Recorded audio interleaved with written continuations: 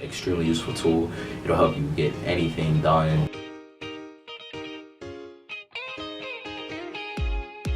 It really is a user-friendly tool, mostly because there's no connecting it to Bluetooth, like the keyboards. There's no figuring out which one it is when everyone's trying to connect them. It's just press the power button, and as soon as the green light flashes, you're good. I use the crayon. I use it for animation, and I think it's better than my finger because it's more accurate. We use this so we can like draw whatever we want. It makes like a nice animation, which is really nice. I like it a lot. I asked to use one for a project I was working on, and the teacher was like, yeah, just make sure to bring it back at the end of the day. And like ever since then, I've even like delved into getting my own digital stylus because I really enjoy them. This is history. That's the first time I actually she introduced it to me. They showed me about the crayons, and I'm happy so they did. They introduced it to me basically almost right as I came back from shop side and told me everything about them, and I started using them, and I just really enjoyed it. And they helped me basically just take my graphic designs to the next level. Yeah, it definitely is more handy because like the Apple Pencil or the other like Bluetooth styluses, you have to like connect it to your iPad. But with those, you just turn it on and you can put it on whatever iPad.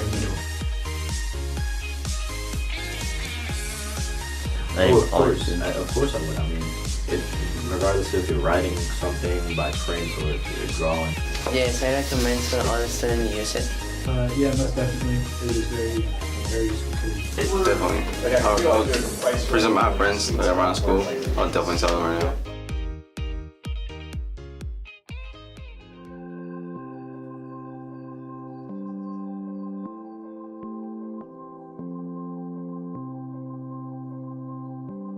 We all work pretty well together, and we all have different skills that can cooperate together and, you know, just like work for the competition. We were also just kind of thrown together. He asked, hey, who's interested in this? And we all raised our hands and we were like, all right, bet, that's how we're doing this.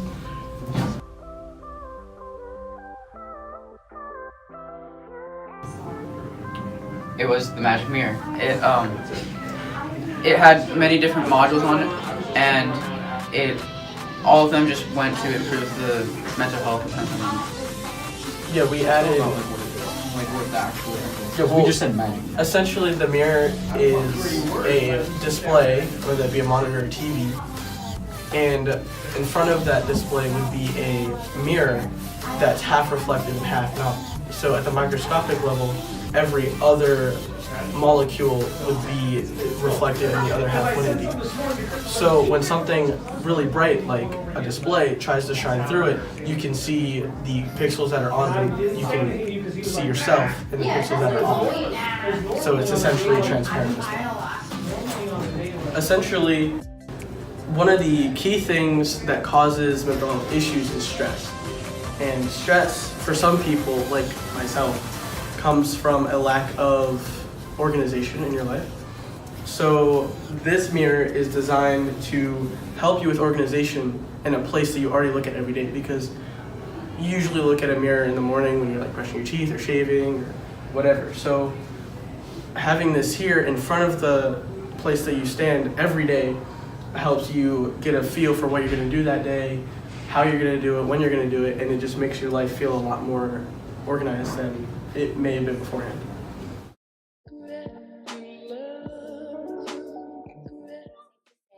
That it was a very good presentation. I thought the information that they provided was very helpful to students and teachers. I wasn't really surprised by too much in Safe to Say, but the one thing that stood out to me was that Pennsylvania is the first state to implement Safe to Say as a statewide initiative.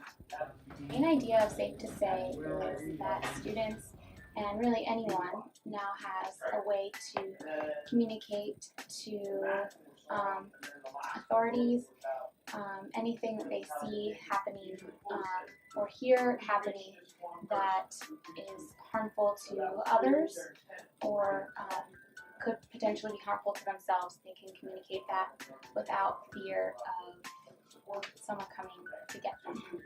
I think Safe to Say is a very smart method to provide ways for students to communicate things that are happening around them. I'm a little bit surprised that it took this long for something like this to come out. I felt like it was a very necessary presentation to have for the students to watch, so just felt like it was a good thing to pay attention to and have as a necessary presentation. It was surprising as to more of the facts of Safe to Say about when they were talking about, how much it was happening, why it happens, and what the person usually does beforehand. The idea of it is to get people to understand and be on not only the lookout, but just be aware of any students who are acting suspicious, or the key things to look for students who aren't acting normal, and so they needed to call someone, or they felt like they needed to call someone. Then Safe to Say allows them to do that. That's more of a user-friendly tool. I mean, right now, it obviously doesn't really impact me very much, but more of a feeling-wise, just more of a safe kind of thing that allows anybody to be on the lookout and anybody to have the use of it right at their fingertips. So very helpful.